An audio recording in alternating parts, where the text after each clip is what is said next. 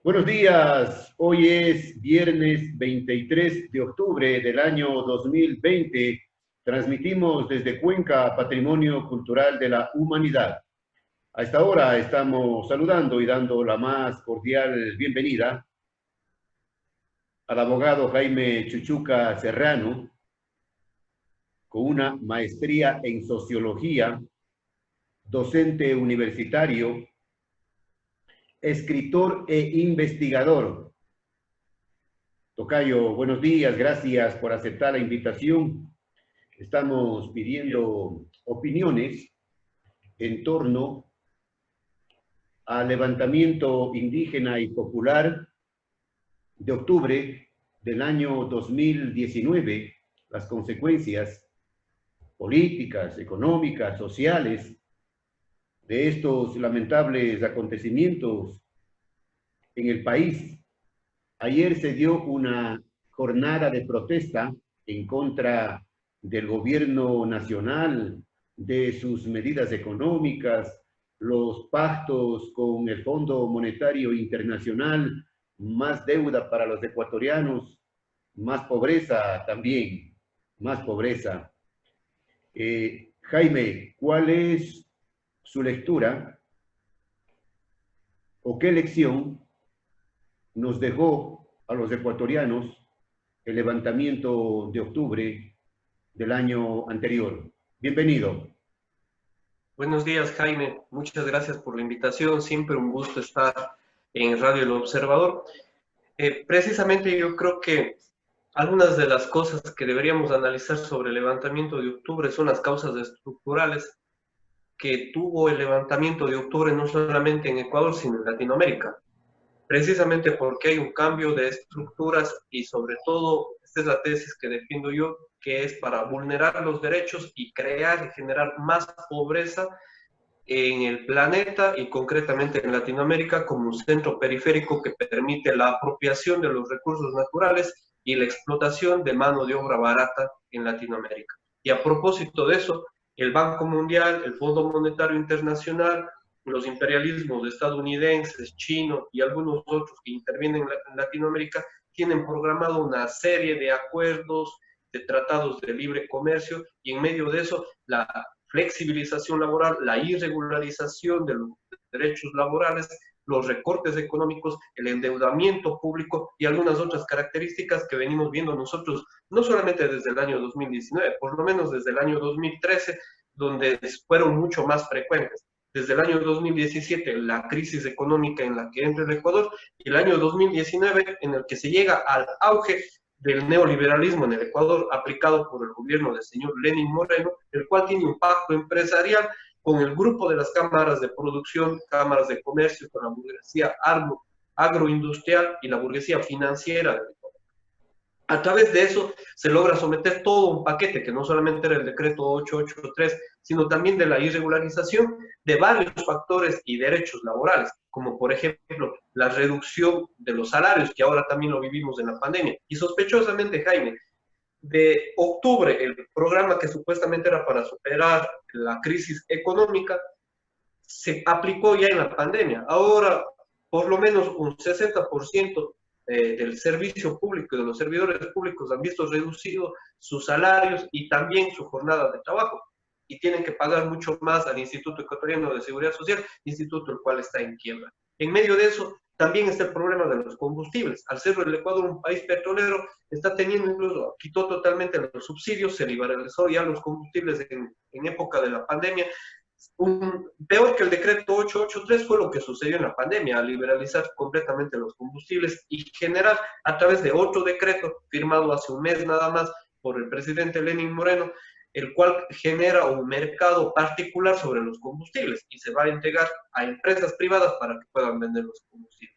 Entonces vemos que el levantamiento de octubre, en el caso de Ecuador, el levantamiento indígena popular, fue no solamente por el decreto 883, claro que fue la gota que derramó el vaso, sin embargo, fue por un gran recorte de derechos, por problemas cruciales, sobre todo en el sector rural, donde llegamos a pobrezas extremas del 34 al 40% en algunas zonas rurales de la provincia, donde no se han podido visibilizar incluso las exclusiones de las que son sujetos los pueblos indígenas, los pueblos negros, los cuales no pueden llegar a salud, a educación, y ni siquiera sus niños tienen una nutrición adecuada. Sabemos nosotros que ahorita hay el 34% de los niños en el Ecuador en el año 2019 tenía desnutrición crónica. Eso es fatal.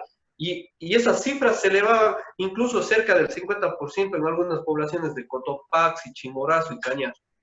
Con esa situación salieron a protestar mujeres del campo, abrazados a sus niños, pidiendo que el gobierno no solamente deje al lado el decreto 883, sino que saque al FMI, porque esas eran las consignas, saque al FMI y tenga una política responsable, popular, y deje de desperdiciar el dinero en corrupción y se lleve por todos los lados. Esa era una de las condiciones, digamos, y prácticas dentro de esta envoltura estructural que se trata de sistematizar ahora en el Ecuador. Los modelos del capitalismo han fracasado. Esa es una consigna clara que a nosotros nos queda en esta época. Por ejemplo, vemos que los estados más pequeños son los que problemas han tenido en los levantamientos y en la pandemia. Y en el levantamiento de octubre, Latinoamérica es una sensación, un solo corazón que palpita fuertemente. No solamente se levantó Ecuador, se levantó Colombia, se levantó Chile, se levantó Bolivia, se levantó un poco incluso antes de que gane nuevamente el peronismo en Argentina con el presidente Fernández. Entonces, tenemos nosotros ahora una movilización tan intensa que cambió completamente el escenario político, el escenario económico y el escenario electoral en el Ecuador. La derecha se agrupó alrededor del gobierno y los empresarios y la burguesía después del levantamiento de octubre. Y se extinguieron muchas candidaturas. En medio de eso fueron cayendo muchas candidaturas.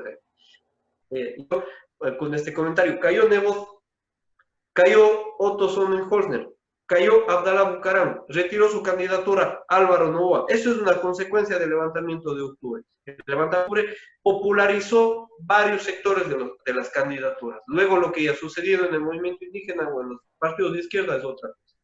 Levantamiento de octubre y cuentas pendientes, Jaime, cuentas pendientes que están allí pendientes, porque se habló y se sigue hablando de, lógicamente, el vandalismo que hubo, de gente interesada, terrorismo también se dice de parte de la Fiscalía, intento de golpe de Estado de parte del gobierno y la represión brutal que hubo, en donde se dieron varias víctimas, ¿no?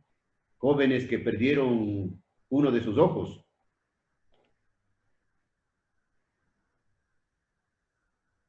Ahora, yo empezaría al revés. El Estado siempre es el generador de violencia, sobre todo en países como los nuestros. Incluso si nosotros vemos el coloso del norte, Estados Unidos es un gran generador de violencia y todos los estados en el planeta son los dominadores monopólicos de la violencia, de las armas, de los recursos. Y hay que hacer varias preguntas aquí. ¿Quién les puso sacar tanques en el centro histórico de Quito, en la capital del Ecuador? ¿Quién dispuso sacar los tanques? ¿Quién dispuso sacar fuerzas represivas altamente armadas, incluso con fusiles? ¿Quién dispuso sacar militares fuertemente armados e incluso no solo con tanques de guerra? Además de eso, ellos disponían también de armas de uso letal, como dijo el ministro Carrillo en el levantamiento de octubre. ¿Quién dispuso eso? ¿Acaso eso no es un monopolio de la fuerza? ¿Acaso eso no es represión? ¿Quién responde por las 14 personas que perdieron la vida en el transcurso y 11 de ellas vienen en las protestas de octubre? Por las 104 personas que perdieron un ojo por bombas lacrimógenas. ¿Quién dispuso utilizar bombas lacrimógenas caducadas que pueden generar incluso la muerte de los manifestantes, propiciando crímenes de lesa humanidad y genocidio? Por eso le ¿Acaso dije, el Estado no es el causante de estas violaciones a los derechos humanos? por eso le dije, Jaime, hay cuentas pendientes por saldar. Totalmente pendiente. Y esto de aquí yo lo explico porque el Estado en el levantamiento de octubre fue el generador principal de la violencia. Fue el generador principal de la violencia. No solo, y además, si miramos las políticas económicas que derivó el gobierno, en el mes de octubre, eso también es violencia, porque le dejó sin su plato de comida a cientos de personas. Ahora, claro que existe violencia dentro del movimiento social, por supuesto, pero históricamente, en miles de años que se pueden analizar en la sociología histórica y en los últimos siglos y en las últimas décadas, los movimientos sociales tienen un sinnúmero de acciones particulares que se pueden expresar como violencia popular, ¿no? Y ese tipo de violencia popular generalmente no causa asesinatos, paraliza calles, se toman instituciones, es parte de la protesta social, lo que se reivindica como un derecho incluso a la resistencia. Constitucionalmente ejecutado como parte de los derechos civiles que tiene la población, los derechos civiles y políticos, que a propósito la resistencia continúa desde octubre para acá. Hay comunidades claramente que están en resistencia donde no entra, Jaime, la policía, y esto a veces no se analiza. Hay comunidades en el Ecuador indígenas, populares, de los sectores rurales, donde no llega la policía y no llegan los militares, incluso ahora que tienen mucho más seguridad en sus poblaciones sin la presencia de los policías. Y generalmente son zonas mineras y zonas de recursos naturales, que están en franca y abierta resistencia. Actualmente en este estado estamos ya en una irregularidad, digamos, el estado no está gobernando todos los lugares territorialmente en Ecuador. Esto hay que saber, y esto está ocurriendo desde el mes de octubre, ¿no? Y eso es parte de la violencia estructural que genera el estado. Ahora, la jornada de protesta de ayer en varias ciudades, en las principales al menos, de lo que se conoció. En Quito sí fue una jornada de protesta masiva, no así en el resto de ciudades como Guayaquil y Cuenca. Sí, Jaime, yo creo que, bueno, la convocatoria en realidad del Frente Unitario de Trabajadores es hacer jornadas progresivas de protesta. Incluso no había mucha convocatoria para el día de ayer. Sin embargo, me admira a mí la gran cantidad de gente que salió en Quito, además que hay un posicionamiento, un reposicionamiento organizativo. Han aflorado decenas de organizaciones en Quito, lo cual es muy positivo, de estudiantes, de jóvenes, de trabajadores, de mujeres. Yo podría decir que por lo menos hay unas 100 organizaciones activas, a más de los sindicatos ya tradicionales que participan en la protesta social. Ahora, en las otras ciudades, claro que fue pequeña la protesta, pero también hay que recordar que estamos en una etapa electoral. Y la etapa electoral, el proceso electoral siempre se ha utilizado como un baja ánimos, como el bombero de la lucha social, y eso es particularmente lo que ha hecho el gobierno. Además de que el día, antes de ayer, el día miércoles, la ministra María Paula Romo empezó a asustar a la población, diciendo que los manifestantes posiblemente iban a incendiar iglesias. Más o menos como decía los gobiernos nazis, fascistas, echando la culpa a la gente cuando ellos mismos eran los que ponían bombas e incluso en las iglesias. Y este tipo de cosas ahora se reproducen en ese discurso. Para mí es lamentable la conducta que tiene los personeros del gobierno de Lenín Moreno. ¿Usted cree, Jaime, que en esta jornada de protesta que se llevó a cabo el día de ayer en varias ciudades del país, hay organizaciones políticas o sociales que quieren pescar a río revuelto? Yo creo que más bien la expresión, si es que logramos nosotros conectar con el tema electoral, las elecciones tienen ahora su propio andarivel. Su propio andarivel porque ayer, el día de ayer, al momento de que eran las manifestaciones en los centros históricos de todo el país, los candidatos estaban haciendo sus recorridos, por ejemplo. En sus Se están aprovechando, se aprovecharon de la protesta, de la jornada. No, no, no. Le estoy diciendo en espacios diferentes. O sea, mientras los movimientos sociales estaban realizando sus manifestaciones, al mismo tiempo había recorridos de candidatos en otros lugares diferentes a los lugares de la protesta social. Entonces, yo incluso creo que tienen sus propios andariveles. Claro que hay personas que participan, que son candidatos en las protestas sociales. Pero, bueno, como todos ciudadanos están en su derecho, aquí los ciudadanos, el movimiento social es el que debe tener conciencia y determinar por quién va a votar también en las elecciones del 2021. Pero le digo yo, el levantamiento de octubre latinoamericano del año 2019 causó un efecto. Fue un levantamiento de la izquierda hacia abajo. Ese fue el levantamiento del año 2019. Y ese levantamiento en los los procesos ha hecho también que las personas de la izquierda hacia abajo estén mucho más presentes en la protesta social y en el escenario electoral. Ahora los Y eso ecuatorianos, ahora los ecuatorianos, Jaime, estamos viviendo un nuevo proceso electoral con una serie de cuestionamientos al Consejo Nacional Electoral, obviamente por sus actuaciones antidemocráticos, sostienen algunos analistas, en cuanto a irrespetar lo que dice el código de la democracia. ¿Cuál es su punto de vista? bueno, primero que se ha irrespetado el código de la democracia en varias oportunidades ahora para los candidatos. Primero porque no se cumplen las primarias en cada una de las organizaciones electorales y políticas. No se cumplen, no se hacen las asambleas y al final se termina firmando un acta que le sirve para inscribir a las candidaturas. Eso es lo que hizo, por ejemplo, Alianza País, hizo también el correísmo con Centro Democrático, y algunas otras organizaciones. ¿No? Tenemos 17 binomios de calificación. Y en medio de eso, como por ejemplo la candidatura de Rabascal, el cual tiene dinero ya confirmado por él mismo en paraísos fiscales, el que está siendo candidato a vicepresidente en la fórmula con Arauz. Entonces, yo creo que hay una clara violación a los principios que están enumerados en el Código de la Democracia. Pero bueno, eso no es todo, ¿no? Sino que la influencia del levantamiento de octubre en la programación de los candidatos a la presidencia es muy grande. Y esto le quisiera apuntar un poco más, Jaime.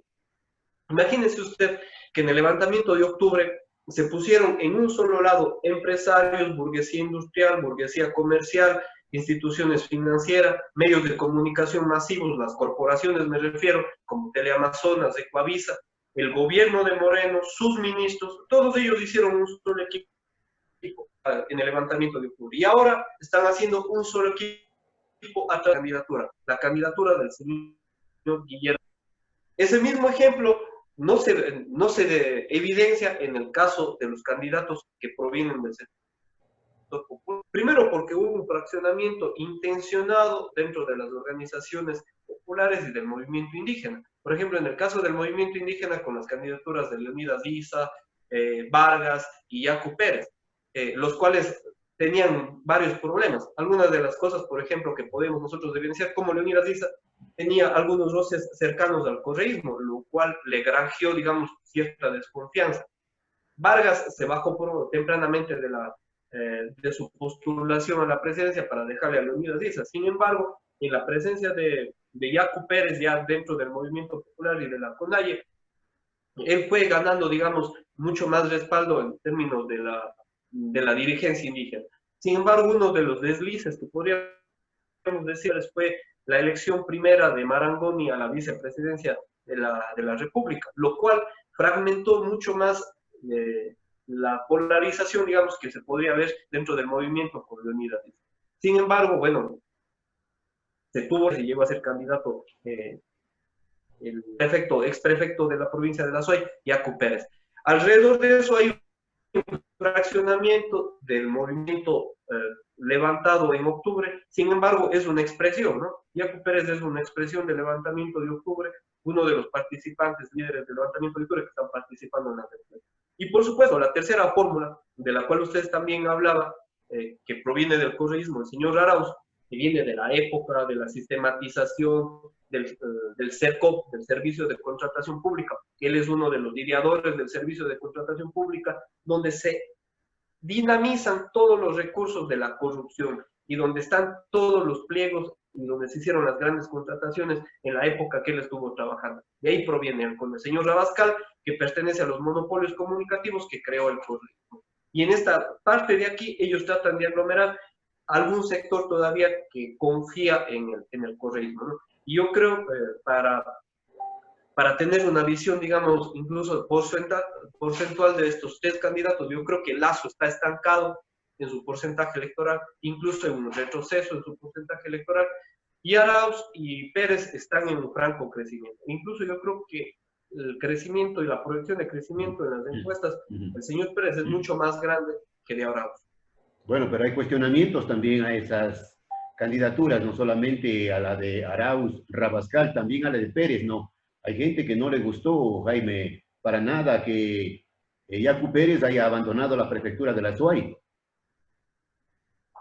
Sí, yo creo que esa es una de las cosas que siempre suceden, ¿no? Y a veces en el movimiento popular, en el movimiento indígena, deben tomar esas decisiones.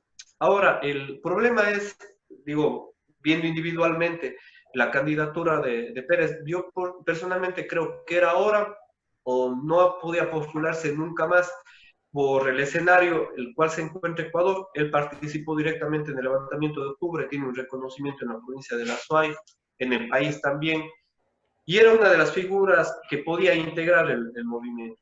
Yo creo que si él no se lanzaba candidato ahora, por ejemplo, después de 5 años lanzarse, ya estaríamos hablando ahorita del año 2025, 2026, que iban a avanzar los procesos electorales.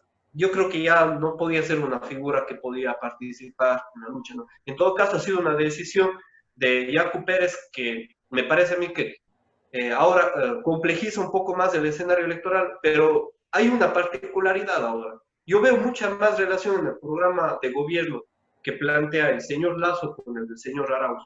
Cada vez está mucho más cerca el programa de gobierno del señor Arauz que del señor Lazo. Y eso identifica que hay una composición del moreno currismo atrás de su candidatura. Y por otro lado, bueno, está el programa del señor Yacu Pérez, del ex prefecto Yacu Pérez, que me parece a mí que son las 3 candidaturas fuertes, porque después de esas hay 14 candidaturas que buscan reconocimiento público, buscan tener dinero del Consejo Nacional Electoral, pero no van a tener que una capitalización posiblemente de uno u otro asambleísta, pero ellos no van a lograr ganar las elecciones. Bueno, falta mucho tiempo todavía para las elecciones de febrero, ¿no? Todavía falta, habrá que ir analizando cómo se van dando, Jaime, los acontecimientos políticos, en fin. Pero vamos a Bolivia, tocayo. En Bolivia gana el candidato de Evo Morales, el candidato de MAS. Pero el nuevo presidente de Bolivia, y gana contundentemente, ¿no? En primera vuelta. Y el nuevo presidente de Bolivia ha dicho: bienvenido Evo, pero no formarás parte de mi gobierno. A mí me parece sorprendente la victoria del MAS, no tanto por lo que no iba a ganar, sino cómo ganó. Yo creo que los medios internacionales y la cobertura pública a nivel internacional, victoria ya a Luis Arce, lo que no sucedía al interno de Bolivia. En Bolivia, en cambio, siempre se decía que iba a perder, que iba a haber celta, etcétera, ¿no? Pero de modo internacional se conocía la victoria. Y dieron 2 respuestas aquí muy claras. Primero, que la votación rural, indígena y popular de Bolivia en realidad es mucho más alta de lo que se cree y viene cada vez más lento en el conteo del proceso electoral, lo que ratificaría incluso, yo creo, que no hubo fraude en la primera elección de Evo Morales, porque en pocos días llevando el conteo el gobierno de Áñez, es decir, la derecha está llevando el conteo, no está llevando el conteo el MAS, está llevando la derecha de Áñez, está llevando el conteo, pasó de pocos días del 50% al 54%. Y es lo que sucedió en la época de Evo Morales, de la elección de Evo Morales. Él pasó en pocos días, en pocas horas, de 40 a 42, y la OEA ya le dijo a Luis Almagro que había fraude. Esto es una de las primeras lecturas que debe corresponder. Ahora, la victoria de Luis Arce quiere decir que el MAS se renovó, se vitalizó y aparecieron una camada de protagonistas jóvenes, candidatos jóvenes hacia la asamblea, lo cual también significa, digamos, una nueva forma de hacer política dentro de Bolivia, frente a todas las fuerzas de derecha, conservadoras, religiosas, de extrema derecha, porque incluso hay, claro, porque, por ejemplo, que es fascista y armado en Bolivia. Porque también triunfan en las 2 cámaras, Jaime. Y triunfó en las 2 cámaras con mayoría absoluta, no tiene los 2 tercios, pero triunfó con mayoría absoluta en las 2 cámaras. Es decir, que el MAS regresa con mucha fuerza. Y aquí un apunte más, Luis Arce es un candidato, algunos le han dicho un candidato economista tecnócrata, al cual se le atribuye haber creado el modelo económico de Bolivia, que a propósito todos los números económico de los 10 años, es el país con mayor crecimiento económico en Sudamérica. Y a pesar de eso, bueno, se le critican algunas otras cosas también al gobierno de Evo Morales, sobre todo su autoritarismo y algunas otras cosas. Sin embargo, el gobierno de Áñez fue mucho más autoritario. Hay por lo menos 30 muertes directamente relacionadas con el gobierno de Áñez. Hay 300 personas altamente reprimidas y heridos. Indígenas que han sido cortados del pelo, les han hecho caminar desnudos, golpeados, desaparecidos, casas quemadas, incluso a casa de la hermana de Evo Morales quemaron, le amenazaron a él, o sea, la situación fue tan dura en Bolivia y es tan dura ahora que sigue movilizándose la extrema derecha conservadora y religiosa. Sin embargo, más ganó. Con el triunfo de Arce en Bolivia, Áñez y compañía deben estar preparando maletas para tocata y fuga. Exactamente. Acabo de leer una noticia de Hispan TV de que Áñez pide 350 visas a Estados Unidos para su personal y sus colaboradores. Está preparando maletas. Y lo propio yo creo que está haciendo el señor Lenín Moreno con su séquito, ¿no? Ya sabemos que, por ejemplo, Richard Martínez va a trabajar en el Banco Interamericano de Desarrollo que tiene su sede en Estados Unidos. Y así yo creo que van a ir preparando Romo, Carrín y compañía la salida del Ecuador, porque ellos tienen un rabo de paja enorme. Los delitos que han cometido tienen que ser juzgados. No podemos dejar pasar nosotros esos delitos. Son delitos de lesa humanidad, de crímenes directamente a la población. Se podía haber Martínez se fue del Ministerio de Finanzas. Ya sabemos lo que hizo, ¿no? Le dejó a Mauricio Pozo para que nos dé el tiro de gracia. Y además Mauricio Pozo, yo decía, Mauricio Pozo será casi como uno de los fundadores de la época del neoliberalismo en el Ecuador, mientras que Richard Martínez es uno como de los ahijados, ¿no? Entonces, el uno dejó paso preparado para las fuerzas del FMI, del neoliberalismo en el Ecuador. Sin embargo, hablábamos de Bolivia. Hay algunos autores, como por ejemplo periodistas de Cuatro Pelagatos, que dicen que se puede replicar lo mismo en Ecuador. Pero ellos dicen que la réplica de lo que sucedió con el MAS en Bolivia y en Ecuador es la victoria del correísmo. Yo creo que ahí hay una falacia en el análisis. Precisamente porque ganó el movimiento indígena en Bolivia. Si se replicaría lo que sucedió en Bolivia en Ecuador, sería que el movimiento indígena gane en Ecuador. Eso es lo más lógico. No que gane otra composición o componenda política como la del correísmo, que es una mafia altamente racista. Es uno de los partidos más racistas. Recordemos cómo linchó mediáticamente a todos los dirigentes indígenas en la época del correísmo y hasta ahora. Por ejemplo, al ex prefecto Yacu Pérez le dicen que no es indígena, que se ha dejado crecer el pelo, que se cambió el nombre, etc. Aquí hay un derecho, que además lo dice la Organización Internacional del Trabajo, en su convención también de los derechos populares. Cada persona y grupo popular tiene el derecho a la autoidentificación cultural de acuerdo a su proveniencia, su lenguaje, su modo de hablar y puede determinar su vestimenta. Es un derecho el que tienen ellos. Ahora los blancos mestizos quieren decir quién es y quién no es indígena. Y se ponen molestos cuando alguien se dice yo soy indígena, pero cuando ellos tachan de indio, mitayo, chazo o cualquier otra cosa a una persona, ellos son los que llevan el indigenómetro en mano. Nosotros respaldamos las candidaturas altamente populares e indígenas que respaldan los derechos y sobre todo que se han consagrado a la lucha social y a la lucha pública. La juventud vive siempre en trance de heroísmo. La chispa de octubre encendió la mecha en otros países como Chile, donde fue común ver pancartas que decían gracias Ecuador. Con esto terminamos, Jaime.